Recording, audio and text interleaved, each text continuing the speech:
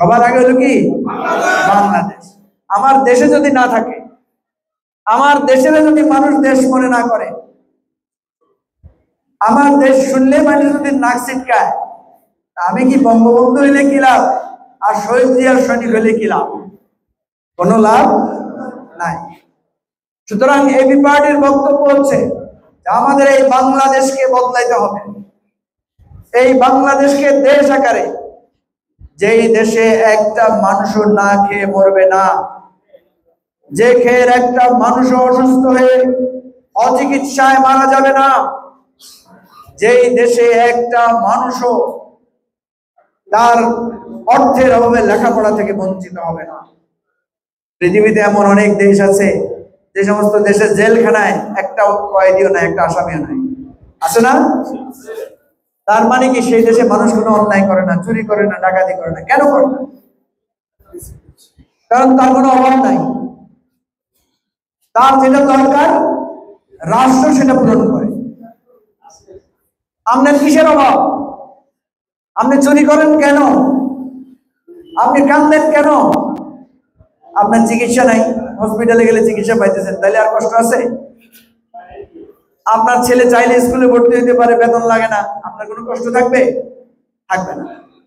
সেজন্য আমরা এমন একটা দেশ গড়তে চাই যেই দেশটা হবে ওই রকম, জেলখানায় পর্যন্ত খালি থাকবে, মানুষ আসামি পাওয়া যাবে না। প্রিয় ভাই ও বন্ধুগণ, আপনারা দেখছেন আমাদের নেতারা এতক্ষণ পর্যন্ত খালি বক্তৃতায় বলতেছে সামনে ইলেকশন, আমরা ইলেকশন করব কিনা। একটা রাজনৈতিক দলের মূল কাজ হচ্ছে জনগণের সমর্থন চাওয়া। জনগণের রাজনৈতিক দলকে সার্টিফিকেট দেয়। জনগণ পছন্দ না করলে ওই দল আর কাজ করতে পারে না। আমরা একটা নতুন দল তৈরি করছি। আমরা যখন বলছিলাম শেখ হাসিনাকে উদ্দেশ্য করে যে আপনি এত বাড়িয়েন না, আপনি এত ভয় দেখায়েন না আমাদেরকে, আপনি এত মানুষ মারিয়েন না, আপনি পালানোর পথ পাবেন না, তখন উনি বলছিল শেখ হাসিনা পালায় না, বলছিল না? কথা আমাদেরটা ঠিক হয়েছে না ওনারটা ঠিক হয়েছে? আমাদেরটা ঠিক হয়েছে।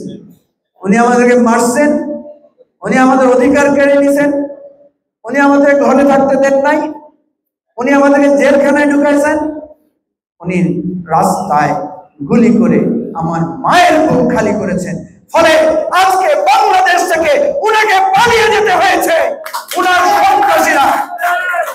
উনার সন্ত্রাসীরা আজকে সবাই মাথা নিচু করে আমাদের সমাজে ঘুরতেছে। তাদের আজকে মানুষ তাদের প্রতি করুণা দেখাইতেছে। কি বলেন, ঠিক না? ভাই বন্ধুগণ, ক্ষমতা আজ আছে কাল নাই। আজকেও যারা মনে করবো ক্ষমতাসীন, অনেক ক্ষমতা, আপনার ক্ষমতা থাকবে না রে ভাই। আপনি জোর জবরদস্তি করে মানুষের উপর জুলুম করলে আপনার সমর্থন থাকবে না। আজকে এই কাজিরবাগ, এই রানীরহাটে জায়গায় বলছি, যারা নিজেদেরকে ক্ষমতাধর মনে করছেন, মানুষের প্রতি দরদি হন। মনে করেন না হ্যাঁ আপনার দলের লোক বলে আপনারে ভোট দিবে। এবার আমরা আহ্বান করব, আপনি যে দলকে সমর্থন করেন, এবার দলের বিরুদ্ধে ভোট দিতে হবে। এবার যে মার্কা সাপোর্ট করেন, সে মার্কার বিরুদ্ধে ভোট দিতে হবে। কেন? আপনার দল যদি দেশের কল্যাণ না চায়, আপনার মার্কা যদি দেশের মানুষের কল্যাণে কাজে না আসে, আপনার দেশই তো বিপদগ্রস্ত হবে, আপনিও তো বিপদগ্রস্ত হবে। সুতরাং আমাদের অনুরোধ থাকবে, এবার আর দল আর মার্কা দিয়ে কোনো নির্বাচন হবে না।